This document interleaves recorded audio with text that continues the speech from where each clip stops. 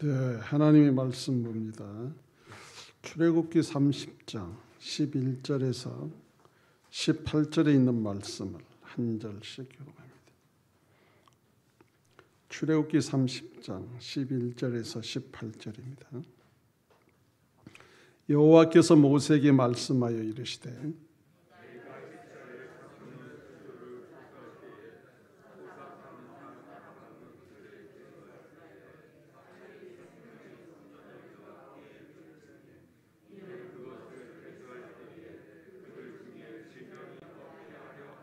무릇 계수 중에 드는 자마다 성소의 세겔로 반세겔을 낼지니 한 세겔은 20개라라. 그 반세겔을 여호와께 드릴지며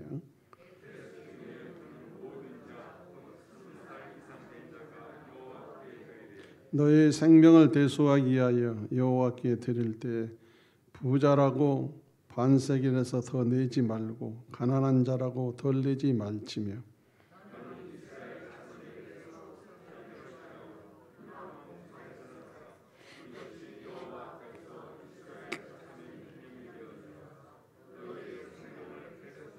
여호와께서 모세에게 말씀하여 이르시되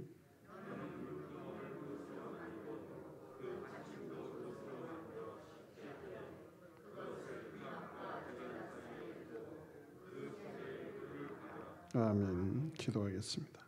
살아계신 하나님, 오늘도 우리가 우리 주님을 바라보며 주의 이름을 부르며 머리 숙여 경배합니다.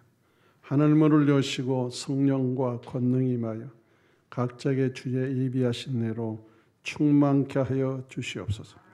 더불어 종의 입술과 생각과 마음과 육체를 주관하시고 주의 말씀을 증거할 때에 성령으로 인도하여 주옵소서. 거룩하신 예수님의 이름으로 기도하옵나이다. 아멘.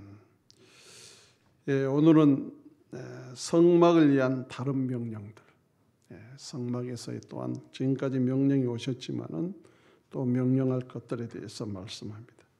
자, 이것은 영적 경건함과 성숙함을 상징해 주고 있는데요. 사람을 영적으로 강건케 하고 성숙하게 하는 것은 무엇일까? 본문에는 이와 관련하여 이런 내용을 보여줍니다. 주는 사람이 대하고 도덕적으로 순결한 사람이 대하고 하나님에 의하여 기름 부음을 받아 봉사하는 사람이 대하며 기도의 용사가 대한다라고 말합니다. 자, 이 네 가지 내용은 광야의 이스라엘에게 주어진 아주 중요한 교훈이었습니다. 성막과 관련한 다른 명령들은 바로 이러한 교훈을 주기 위한 것이었는데 이스라엘에게 주어진 성막에 관한 규례들은 그들의 영적인 강건함과 성숙함을 위한 명령들이었다는 것입니다. 자, 본문은 장막을 위한 다른 명령들, 곧 영적 강건함과 성숙함을 상징하는 것으로 우리에게 보여주고 있는데 오늘 11절과 16절을 보면 첫째로 성전 헌물을 위해 취해진 속전. 자, 생명의 속전을 이제 상징하죠. 성막의 기물을 제작하기 위하여 돈을 모으는 일에 대한 내용, 다시 말해 성전 기물 제작에 필요한 재정을 충당하기 위한 속전에 관한 내용이 언급되어 있는데요. 자, 이 내용은 성막의 기물에 관한 계시 중간에 나타나고 있는데 하나님께서는 왜 성경이 이 부분에서 돈을 모으는 내용을 다루도록 하셨을까? 자, 분향단과 관련하여 실제적인 이유가 있었습니다. 우리는 하나님께 필요를 채워달라고 기도 드릴 수 있고 또 기도해야 합니다. 그러나 때로 하나님께서는 우리가 완전한 헌신하기까지 우리 기도를 듣지 않으신다는 거예요. 우리가 쌓아두기만 하고 다른 사람들의 필요를 채워주지 않을 때는 우리의 필요를 채워주시지 않는다 이 말입니다. 본문은 우리에게 매우 중요한 교훈을 선언하고 있는데 우리는 기도를 들을 수 있으며 하나님께서는 우리 기도를 들으시고 응답하십니다. 그러나 만일 기도가 응답되기를 기대한다면 먼저 하나님의 일에 어떻게 해요? 헌신하라. 이 말을 달로 바꾸면은 하나님의 백성이 되었다면 하나님이 주신 명령대로 살라 그 말이에요. 그래야 거기에 대한 뭐가 들어와요? 열매가 맺어진다는 거죠. 여러분 세상도 역시 마찬가지예요. 우리가 어떤 살아있는 모든 식물을 심어도요, 그 원칙이 있어요. 원칙. 주어진 원칙을 벗어나면 절대로 결실을 맺을 수가 없습니다. 그 시간에 맞게끔 또한 필요한 것을 공급하거나 약을 친다든가 해야만이 되어집니다. 농사하는 사람들을 보게 되면요, 그 사람들은 평생 동안 그를 지었기 때문에 그 시기를 놓치지 않아요. 그래서 그 법칙을 따라 합니다. 그랬더니 아주 아름다운 열매를 맺게 되는 것이죠. 그런데 아무리 그렇게 잘해도 일기가 맞지 않으면 열매를 딸 수가 없어요. 금년에는 감이 그렇게 열리질 않았다고 그래요. 작년만 해도 많이 열렸는데 왜 그랬나? 일기가 안 맞아서 꽃이 필 때 바람을 맞아버리고 태풍을 맞아버리니까 이 감이 열리질 않았답니다. 대추도 마찬가지래요. 그러니까 모든 일기를 하나님이 조성을 해야지만이 그 아름다운 열매를 맺을 수 있어요. 그러니까 우리는 원칙을 따라 행하고 모든 환경은 하나님이 조성해 줘야만이 열매를 맺을 수 있다는 사실이죠. 자, 이런 것을 보면서도 역시 하나님이 함께 하시지 않으면 우리는 열매 있는 삶을 살 수 없다. 아무리 본인이 뛰어난 재주를 갖고 지혜를 가지고 있다 한다, 하나님의 원칙을 벗어나면 결과를 얻을 수가 없어요. 다윗을 섬겼던 아히도빌이라는 사람이 굉장히 지혜로운 사람이죠. 하나님의 사람인 다윗을 도울 때는요, 정말 그에게 삶은 형통했습니다. 그런데 다윗을 배역하는 아들 압살롬에게 자기 마음을 빼앗기고 압살롬을 위해서 자기 자신의 모든 지혜와 그런 모략을 사용했는데 결국은 하나님께서 바꿔버렸어요. 그는 비참하게 자기의 이것이 먹혀들지 않으니까 본인이 자살했습니다. 결국 뭐냐? 하나님의 주관함 속에 살아가는 것이 결국에 아름다운 열매를 맺을 수 있다는 사실이죠. 오늘 저와 여러분 하나님의 주관 안에 있음을 믿고 끝까지 이 믿음 안에 살아가시길 주의 이름으로 축원합니다. 잠언서 11장 25절에 보니까 구제를 좋아하는 자는 풍족해질 것이요 남을 윤택하게 하는 자는 자기도 윤택해지리라. 이 말의 의미가 뭘까요? 생명을 주고 얘기하는 게 두고. 자, 생명이 있는 자라는 것은 생명을 나누는 것을 얘기하는 거죠.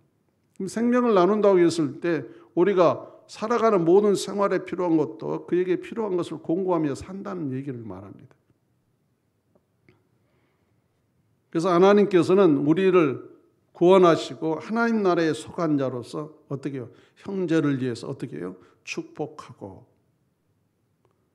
화목하고 살라 이렇게 말하죠. 나누고. 자, 이런 의미를 우리에게 말씀합니다. 이것이 하나님 나라의 헌신이죠. 다시 말하면 하나님 나라의 삶입니다.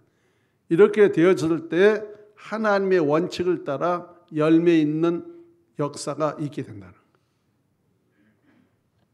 잠언서 22장 9절에 보니까 선한 눈을 가진 자는 복을 받으리니 이는 양식을 가난한 자에게 주민이라. 나눔을 얘기하는 것이죠. 집안에 샘물을 팠습니다. 물이 가정에 다 쓰고도 남은 물이요, 이웃들이 와서 이제 길러갑니다. 아주 서로 나눠 먹는 것이죠. 그러니까 너무 좋죠. 과거에는 물이 없을 때는요, 그 집에가 샘물이 있어요. 그럼 그 집에 가서 물을 길러와요. 그 집은 그 집 나름대로 다 자기는 먹고 남을 수 있는 것이니까 퍼가는. 그러니까 당연히 거기서 뭡니까? 샘물이 또 솟아나는 거예요. 자, 이것이 우리 인생의 삶이라는 것을 하나님께서 알려주고 있습니다.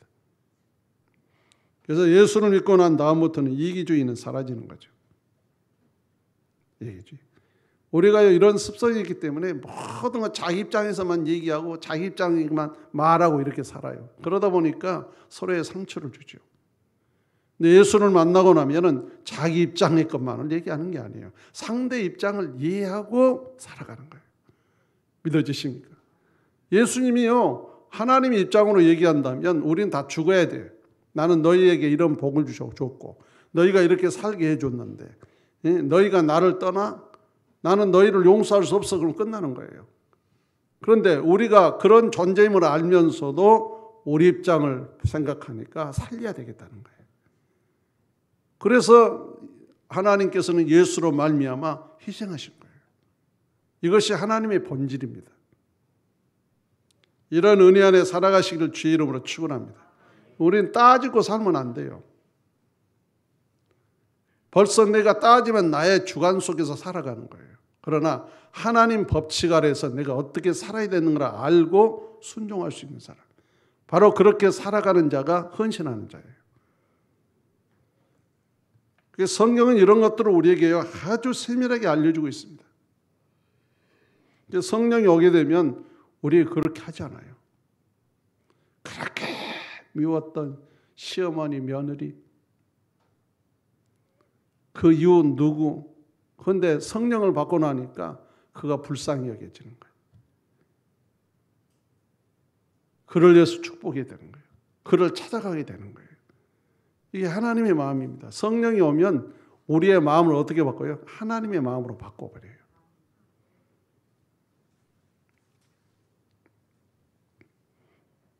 고린도후서 9장 6절에 보니까 이것이 곧 적게 심는 자는 적게 거두고 많이 심는 자는 많이 거둔다 하는 말이로다.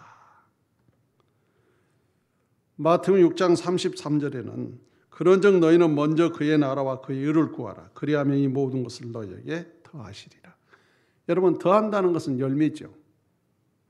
그럼 그 전이 중요해요. 하나님 나라에 내가 속한 자로서 뭘 살아야 돼요? 하나님의 의를 따라 사랑한 자가 그 나라를 위해서 헌신하고 사는 거예요. 그러니까 하나님께서 더해주는 은총의 복을 허락해 주는 거죠.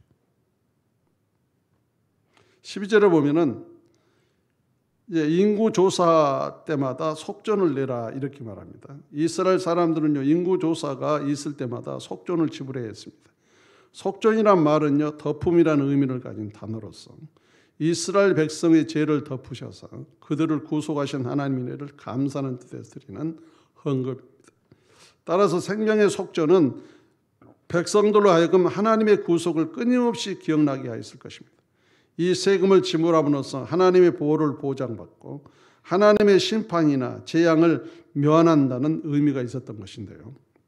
그런데 인구조사를 하는 일은 결코 쉽지 않은 것이었습니다. 왜냐하면 수십만 명의 사람들을 일시에 헤아린다는 것이 당시 상황으로서는 매우 어려운 일이었기 때문입니다. 그럼에도 이스라엘이 주기적으로 인구조사를 한 이유는 군사적 그리고 다른 공적인 봉사를 이해해서였습니다.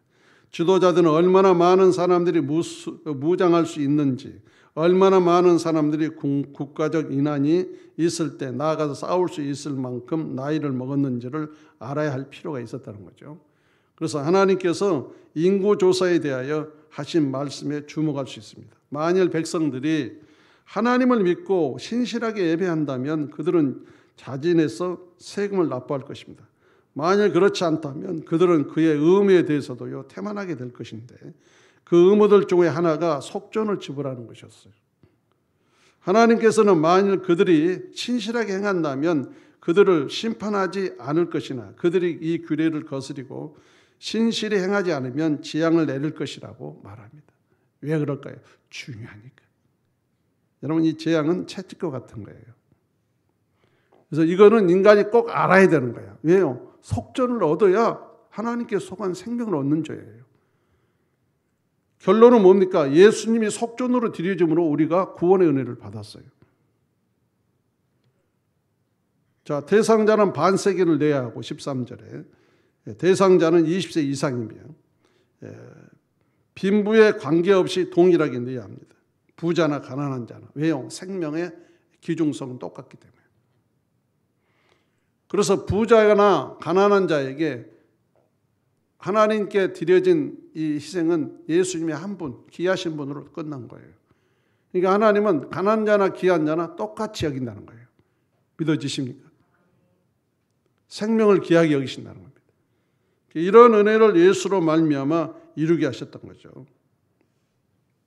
모든 사람이 죄인이며 따라서 모든 사람이 예수 그리스도의 피로 구속되어야 한다는 것입니다. 가난하건 부유하건 간에 자신을 구원할 수 있는 사람은 단 하나도 없다는 거죠. 그래서 로마서 3장 10절에 기록된 바 이는 없나니 하나도 없으며 로마서 3장 20절에 그러므로 율법의 행위로 그의 앞에 의롭다 하심을 얻을 육체가 없나니 율법으로는 죄를 깨달음이니라. 여러분, 우리가요 아무리 의롭다 얘기한들 하나님에서는 의롭지 않아요. 하나님이 의롭습니다. 그래서 하나님의 영이 와서 그 영에 의해서 살 때 의로운 거예요. 나는 오늘부터 예수 믿었으니까 나는 선하게 살 거야. 그 사람이요, 나가다가 죄져요. 나가다 죄져. 나는 의롭지 못해요. 그럼 나를 구속하신 하나님 은혜에 감사하고 나의 주인으로 오신 주님으로 말미암아 나는 살아가야지. 날마다 우리는 어떻게 살아야 돼요? 주님 나를 도우소서. 주님 나와 함께 하소서. 이게 다윗의 일생의 삶이에요. 나는 주님이 함께해야 선한 자이고 나는 주님으로 살아야 선한 일을 할 수 있습니다. 다시 말하면 성령이 나를 지배하고 성령으로 나를 이끌어야 나는 선한 삶을 살 수 있습니다. 라고 이렇게 우리가 늘 기도하며 살아가야 되는 거죠. 안 그러면요, 우리는 하나도 의로운 일을 할 수가 없어요. 그래서 인간은 영생의 값을 치를 수 있는 사람은 단 하나도 없습니다.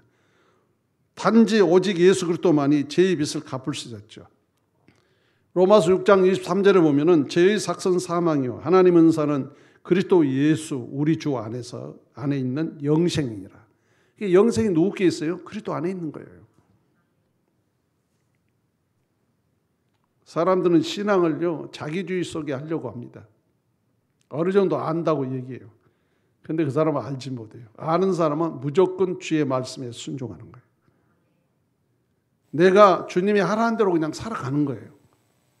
그게 아는 사람이 주를 아는 사람. 아, 주를 아니까 나 이렇게 살아야지. 아니죠. 우리는 하나도 할 수 있는 게 없어. 만약 우리가 하나라도 할 수 있다면 떳떳하게 우리 주님 앞에 얘기할 수 있겠죠. 그러나 우리는 전적 부패된 인생이에요. 완전히 죽어야 할 인생이야. 정령 죽으리라 했잖아요. 죄를 지어서. 그래서 인간에게는 선한 것이 하나도 없어요. 자, 이 말 한마디만 우리가 새겨도요. 우리가 사람과의 관계에서 내가 선하다고 따질 겁니까? 없어요. 따질 게 하나도 없어. 우리는 오직 선하신 분은 주님밖에 없다. 아멘. 그래서 주님의 선하심으로 살아야 돼요. 우리는 주님의 선하심으로. 자, 16절에 보니까 헌물의 사용 목적이 되어 있어요. 이 생명의 속조는요, 첫째로 성막의 필요를 채우는데 사용돼야 한다라고 말합니다. 둘째는요, 헌물에는 영적인 목적이 있었습니다. 그것은 믿는 자를 위한 구속을 이루는데 사용돼야 했고, 헌물은 하나님의 백성에게 하나님의 은혜와 축복을 생각해야 했습니다. 하나님께서는 너무도 놀라운 방식으로 그들을 축복하셨죠. 자, 그분은 그들을 애굽의 종살이로부터 구원하셨습니다. 다시 말하면 세상의 어둠의 권세의 종로로부터 우리를 구속하셨다 그 말이에요. 자, 그분은 그들을 가나안 땅으로 인도하셨습니다. 결론은 뭡니까? 하나님 우리를 영원한 하나님 나라로 인도하신다 그 말이에요. 그분은 그들을 속전을 주고 그들을 구원하셨습니다. 예수 그리스도의 희생으로. 그래서 따라서 이제 그들은요, 그분의 백성, 즉 하나님의 소유가 되었어요. 속전은 이스라엘에게 그들이 하나님에 의하여 구속되었다는 사실을 기억하게 하였습니다. 따라서 이들은 하나님께 생명을 빚진 것입니다.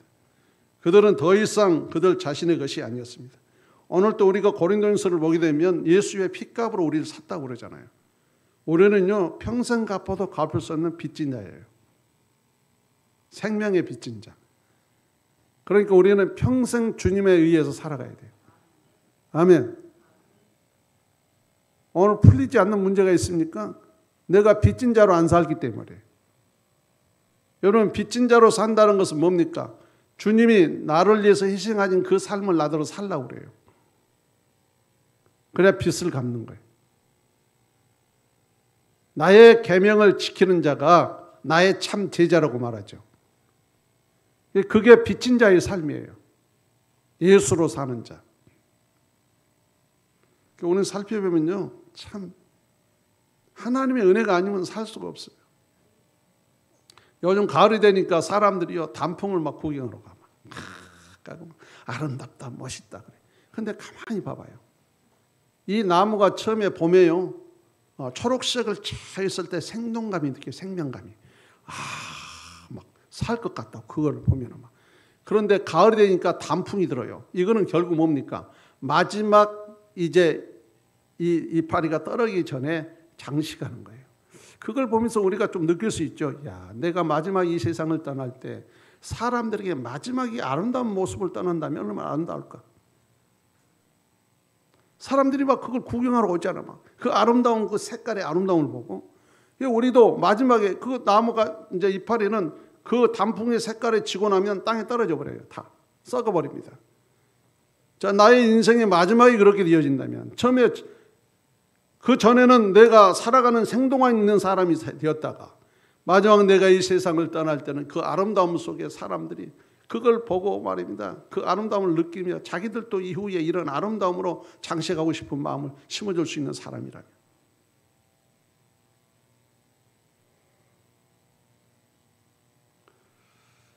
그래서 이런 것을 보고 시를 진 사람들의 시를 보고는 사람들은 감동을 많이 먹죠.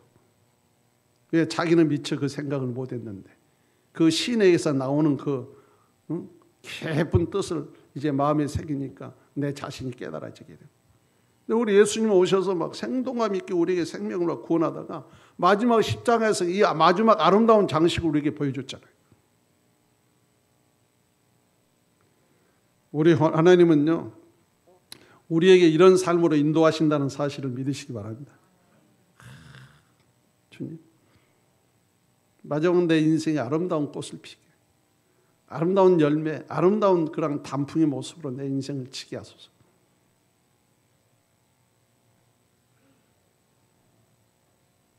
우리가 예수 그리스도를 주로 고백할 때 우리는요, 그의 피로 구속되고 그분의 것이 되었죠. 따라서 우리는 우리의 소견과 소유 전체를 드려야 합니다.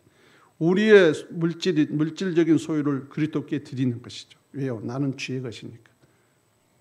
그래서 어떤 사람은요, 드리라니까 무조건 드리면, 아니요, 주님이 말할 때 드리는 거예요. 믿어지십니까? 다시 말하면 주님이 나에게 감동을 줄 때 하는 거예요.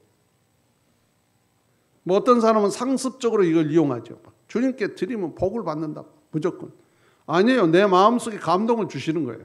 그럼 거기는 뭡니까? 주님이 기뻐한 길로서 나에게 행하게 하신 일이 있는 거죠. 근데 사기꾼들은 또 이걸 이용해가지고 막 야, 당신의 뭐 병이 치료되고 뭐 한다고. 나중에 보면요, 이 완전히 사기꾼들이에요. 하나님은요, 분명 그 사람의 생명에 대한 조건을 가지고 일을 하신 하나님이십니다. 믿어지십니까? 이런 부분을 우리가 알고요, 분별하고 산다는 것은 참 복이 있는 거예요. 그래서 내가 하나님의 성령의 은혜 속에 산다는 것은요, 너무 아름다워요. 하나님은 필요할 때 우리에게 헌신하게 하시고, 하나님은 필요할 때 나에게 행하게 하시고, 하나님은 필요할 때 나에게 기도하게 하시고. 우린 때론 그렇죠. 내가 기도해야 할 사람을 기도하는데 기도가 안 나와. 근데 생각지 않은 사람이 기도가 나와. 그건 뭡니까? 하나님께서 이 사람은 어떻게 돼요? 이미 기회를 줬는데 데려갈 때가 됐나 보다. 생각지 않는데 이 사람을 이 사람은 하나님께서 뭔가의 역사를 나타냈나 보다. 이런 걸 우리가 느낄 수 있는 거죠. 그래서 생명의 주관은 하나님이 하십니다. 이런 걸 우리가 분별하면서 성령이 이끈 대로 살아가면 되는 거죠. 마태복음 19장 21절에 예수께서 이르시되 네가 온전하고자 할진대 가서 네 소유를 팔아 가난한 자에게 주라. 그리하면 하늘에서 보화가 네게 있으리라. 그리고 와서 나를 따르라 하시니. 여기서 영생에 대해서 물었을 때에 주님이 이 말을 해석해 주고 있어요. 결론은 뭡니까? 너는 생명이 내게 있음을 알고 나를 따르라, 그 뜻이죠.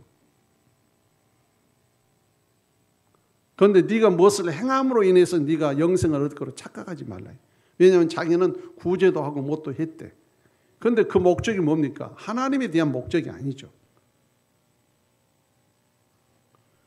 그래서 신앙생활도 그래요. 목적이 틀린 사람은요, 나중에 자기가 이렇게 하고 뭐 교회도 지었고 뭣도 했다고 막 자랑을 해. 그런데 지금 현재 신앙생활 한 거 보면은 모든 상처만 주고 사는 사람이 있어.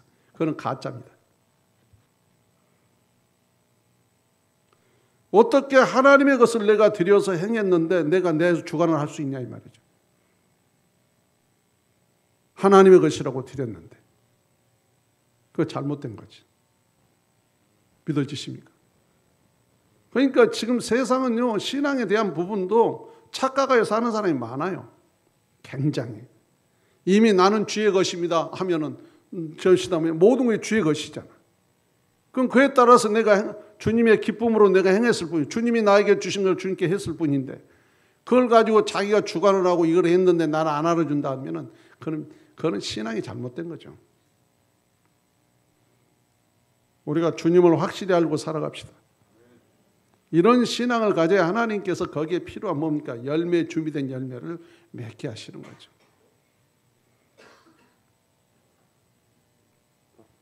자, 17절과 21절을 보면은 두 번째로 물두멍에 대해서 나옵니다. 제 시스템을 상징하는 것. 성소와 번제단 사이에 물두멍이 있어야 했습니다. 논 물두멍이에요. 성막의 뜰 안에서 두 번째로 중요한 성물이 바로 이 물두멍이었는데 물두멍을 위해 재료는 여인들이 지원하는 애물들로부터 나왔습니다. 이건 거울로 만든 거예요. 거울, 녹거울로. 자, 이 물두멍은 제사장이 하나님을 섬기기에 성소에 들어가기 앞에 수족을 이제 정결하게 하는 데 사용했는데, 자, 물두멍을 꼭 만들라고 말하죠. 그 다음에 물두멍의 용도가 뭐냐? 19절로 20절에 보니까 제사장들이 손과 발을 씻기게 하는 겁니다. 여기는요, 씻어야 되는 거예요. 씻어야. 그래야 깨끗해지는 거예요. 우리는 그리스도의 피로 씻음을 받아야 합니다. 그러면 정결케 되는 거예요. 그래서 이 씻음이 없이는 성소에 들어갈 수가 없어요. 성소에. 이거를 재쓰심이라고 표현할 수 있죠. 우리가 하나님 앞에 먼저 예수의 거룩한 피로 재회개하여 씻음을 받아야 하나님의 성소 안에 들어가 주님의 은혜 속에 잠길 수 있어요. 근데 회개가 없이는 하나님을 만날 수 없어요. 그래서 오늘도 내일도 내 자신이 하나님 앞에 내 삶을 통하여서 하나님이 기뻐하지 않는 것이 있거든 자백을 하고 그 이후에 씻음 속에 자유를 얻어서 하나님과 교통을 하게 되는 거죠. 근데 이런 것도 없이 하나님 나 급하니까 나 좀 살려주세요. 막 근데 때로는 살릴 수도 있지만은 그걸 도와줄 수 있지만은 회개를 꼭 시킵니다. 하나님. 말을 안 해도 하나님이 바로 나의 자신에게 알게 하셔. 그러면서 회개의 눈물을 흘리게 하시면서 내 문제를 해결하신 역사를 체험하게 되는 거죠. 여러분, 주님의 만지심이 있어야 우리는 행복해요. 주님의 만지심이 있어야 우리 자신들은요, 거기서부터 모든 게 열려지기 시작합니다. 근데 내 마음이 칵 막혀 있으면요, 그건 비참한 거예요. 힘들어. 우리는 주의 만지심을 통해 살아가는 존재입니다. 그래서 인간은 죄를 가지고 하나님께 나갈 수 없어요. 거룩하고 공의로우신 하나님께는 죄가 용납될 수 없기 때문입니다. 따라서 우리는 자신을 살펴 죄로부터 깨끗하게 하시는 완전한 희생 제물이신 그리스도께로 감으로써 항상 깨끗함을 받아야 돼요. 자, 시편 26편 6절에 보니까 여호와의 내가 무죄함으로 손을 씻고 주의 제단에 두루 다니며. 이사야 1장 16절에 너희는 스스로 씻으며 스스로 깨끗하게 하여 내 목전에서 너희의 악한 행실을 버리며 행악을 그치고 라고 말합니다. 계속 이런 말씀을 하고 있는 거예요. 하나님이 가장 싫어하는 건 죄입니다. 그래서 주님이 오셔서 희생하신 것은요, 죄의 일을 멸하러 오셨다는 거예요. 죄의 일, 사망의 일, 이걸 멸하러 오셨다는 거예요. 그러면 그동안에 내가 죄로 쌓여서 늘 죄된 행위고 죄된 말을 하고 살았지만 성령이 오게 되면요, 그 자체를 없애고 하나님의 것으로 살게 하는 거예요. 그러니까 내 인생의 삶이 달라지는 거죠. 여러분, 예수 믿고 내가 달라졌다고 생각하면 그건 난 복이에요. 믿어지십니까? 그런데 나는 예수를 믿어도 그때나 지금이나 똑같은 행동을 하게 되면 나는 거기서 뭔가 문제가 있는 거예요. 여러분, 사단은요, 언제든지 나의 입장을 가지고 살아가게 만들어요. 내 입장을 가지고. 그런데 성령을 오면은요, 내 입장보다도 하나님의 입장과 그다음 상대 입장을 알고 내가 살아갈 수 있도록 하는 거예요. 믿어지십니까? 그래서 하나님이 나에게 오게 되면 나를 불쌍히 해서 오셨잖아요. 그 영이 나를 통해 어떻게 해서 상대 입장을 생각하게 하고 그에게 가장 약한 부분의 필요를 채워주고 사는 거죠. 그러니까 달라지는 거지.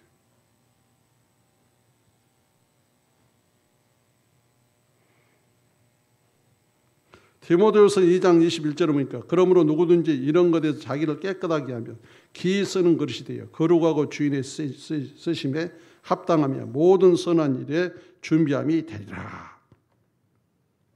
야고보서 4장 8절에는요. 하나님을 가까이 하라. 그리하면 너희를 가까이 하시리라. 죄인들아 손을 깨끗이 하라. 두 마음을 품은 자들아 마음을 성결하게 하라. 마음의 성결이 어떻게 됩니까? 하나님의 영이 지배해야 되는 거예요.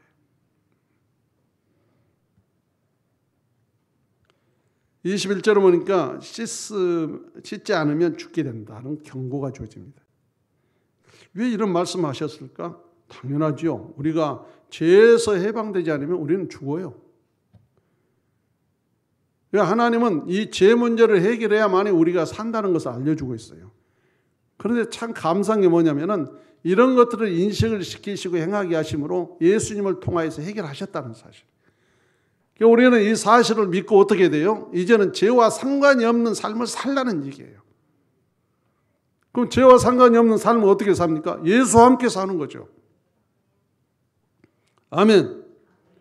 그래서 날마다 하나님의 영을 구하고 성령을 구하고 하나님의 지혜를 구하고 주의 입장 아래서 내가 살아갈 수 있도록 인도해 달라고 기도하며 살아가는 거죠. 나는 내가 아닙니다. 나는 이미 죽었어요.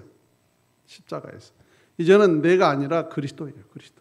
그리스도가 나를 주관하여 이끄는 거듭난 인생입니다. 예수를 믿어도요. 우리가 나를 버리지 못해서 힘들어하는 경우가 많잖아요. 그런데 이제는 그냥 내려놔버려요. 내려놔버려요.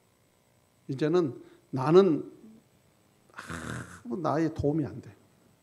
나의 도움은 주님밖에 없어요. 성령의 은혜로 살아가는 존재예요. 성령의 은혜로 살아가는 존재.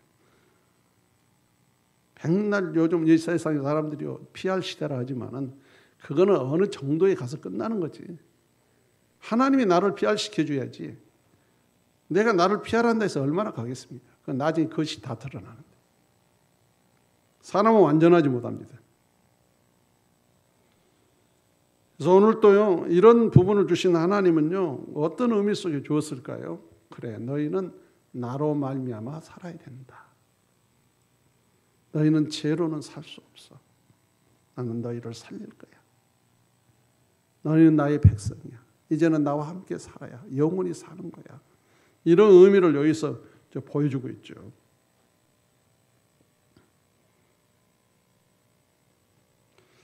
고린도후서 7장 1절에 보니까 그런즉 사랑하는 자들아 이 약속을 가진 우리는 하나님을 두려워하는 가운데서 거룩함을 온전히 이루어 육과 영의 온갖 더러운 것에서 자신을 깨끗하게 하자.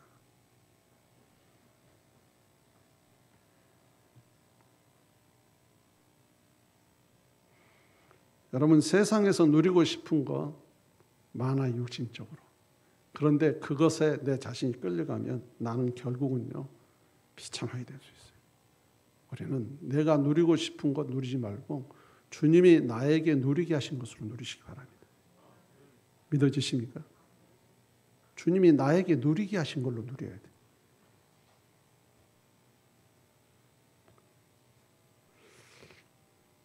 청결의 중요성에 대해서 얘기합니다. 영원히 지킬 규례라고 말해요. 청결의 중요성은 아무리 강조돼도 지나치지 않습니다. 그것은 모든 세대를 위한 영구적인 규례가 되었습니다. 더러움으로부터 깨끗하게 되어야 할 필요성은 아론과 그의 아들들, 즉 제사 등을만의 문제는 아니었다는 거죠. 그래서 모든 세대의 모든 믿는 자는요 죄의 더럽힘으로부터 씻김을 받아서 깨끗해져야 합니다. 당연하죠. 그래서 우리는 해결하는 거죠. 자, 22절과 33절에 보면은 세 번째로 관유, 성령의 역사를 상징하고 있습니다. 상등 향품으로 만들고 성막과 제사장들의 성별을 위해 사용되었고 관유의 중요성이 강조되는데 이것은 하나님의 거룩한 관유로서 올바르게 사용되어야겠고 그것을 하나님에 의하여 선택되고 지명되지 않는 어떤 사람에게 기름으로써 오용되는 것은 결코 용납할 수가 없다는 거죠. 그리고 관유로 오용하는 자는 백성 중에서 끊쳐지다 이렇게 말합니다. 이거는 뭡니까? 성령을 못 오가는 자죠. 성령을 가르쳐서 기름 부음이라고 그래요. 믿어지십니까? 기름 부음으로 하나님이 성령을 부으심으로 말미암아 우리가 영의 하나님 영에 딱 지배가 되는 거예요. 그러면 어둠의 권세가 역사할 수가 없죠. 성령에 완전히 입힘을 받으니까. 그렇게 하나님께서 그래서 제자들에게 예수님이 가시기 전에 예루살렘을 떠나지 말라고 그러는 거예요. 이들이 성령의 충만함을 받고 나니까 어떻게 돼요? 기름 부음을 받고 나니까 그들이 성령에 이끌려 가가지고 할 때마다 성령에 통하여서 모든 어려움이 와도 다 방어해 주시잖아요. 그래서 하나님의 역사를 드러내잖아요. 오늘 저와 여러분도요, 하나님의 영에 충만해야 돼요. 아멘. 하나님의 영에 충만하면 인격적인 인생이 됩니다. 말이 많아지 않아요. 성령에 사로잡히면 말을 많이 안 해요. 그냥 할 말만 하게 하시는 거예요. 할 말만. 말해야 할 때 하게 하시고. 그러면서 뭡니까? 그냥 행동을 따라서 살아가는 거예요. 마지막 네 번째입니다. 향. 하나님께 드려지는 기도를 상징하는데 향로를 모아 만들으라고 했고 향을 만드는 법에 대해서도 말합니다. 자, 소금을 져서 만들어야 했고 순결하고 거룩한 향으로 만들고 하나님의 백성들을 만나는 장소인 언약궤 앞에 놓으라고 말합니다. 하나님의 궤 바로 옆을 지나 올라가야 하는데 이 향은 거룩한 곳으로 여겨야 합니다. 양은 독특한 것, 전적으로 여호와를 위하여 만들어졌으며 따라서 거룩한 것으로 여겨야 했다는 것이죠. 자, 이거는 임의로 만드는 자는 백성 중에서 끊어진다는 거예요. 그게 하나님께서 만들라고 하는. 그래서 우리가요, 하나님 앞에 기도하는 것도 인간의 입장에서 기도하는 게 아니에요. 하나님이 기도의 방법을 주신다고 하는 거죠. 그래서 예수님이 마태복음 9장 6장인가요? 말씀해 주셨잖아요. 6장 9절부터인가. 그 하늘에 계신 우리 아버지, 우리 주 기도문이라고 그러죠. 그게 우리에게 가장 핵심적인 기도예요. 그걸 따라 우리가 기도하는 거예요. 믿어지십니까? 그냥 주기도문 하고 마칩시다. 그러니까 그거 그냥 어떤 주문이 아닙니다. 분명한 그 기도를 할 때마다 우리는요, 하늘에 계신 우리 아버지를 먼저 부르는 거예요. 그 이름을 거룩히 여김을 받아야 돼, 그분은. 그리고 그 나라가 우리에게 임해야 돼요. 믿어지십니까? 그리고 매일 따라 하나님이 나에게 생명의 양식을 주셔야 되는 거죠. 가난할 때는요, 일용할 양식을 달라고 해서 하나님은 그 체험을 하게 하시려고 거기에 양식을 주시고 이런 일을 했지만 실질적으로는요, 영의 양식이에요. 하나님의 말씀. 믿어지십니까? 하나님의 말씀이 매일마다 내게 주어질 때 내 삶은 형통해집니다. 왜요? 그 말씀을 따라서 하면은 지혜롭게 내 삶이 열려지게 돼 있어요.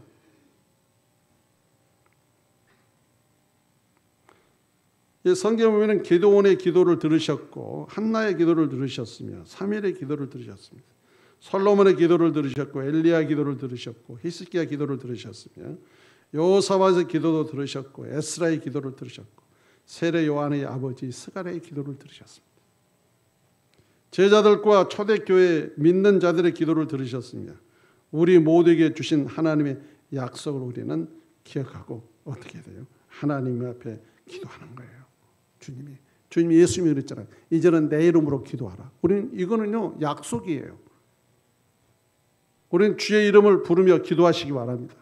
나의 도움을 주시면은 예수 그리스도예요. 그분의 이름을 놓고 기도하면 하나님은 들으셔요. 그냥 예수 이름을 빼버리고 기도하면 하나님은 안 드셔요. 예수 이름을 부르며 기도해야 돼요. 이 원칙적인 이러한 부분이 있다는 사실입니다. 그리고 기도를 할 때요, 어떻게 했냐? 한 번 하고 끝나는 게 아니에요. 기도는요, 하나님께서 응답의 증거를 보여줄 때까지 기도하는 거예요. 믿어지십니까?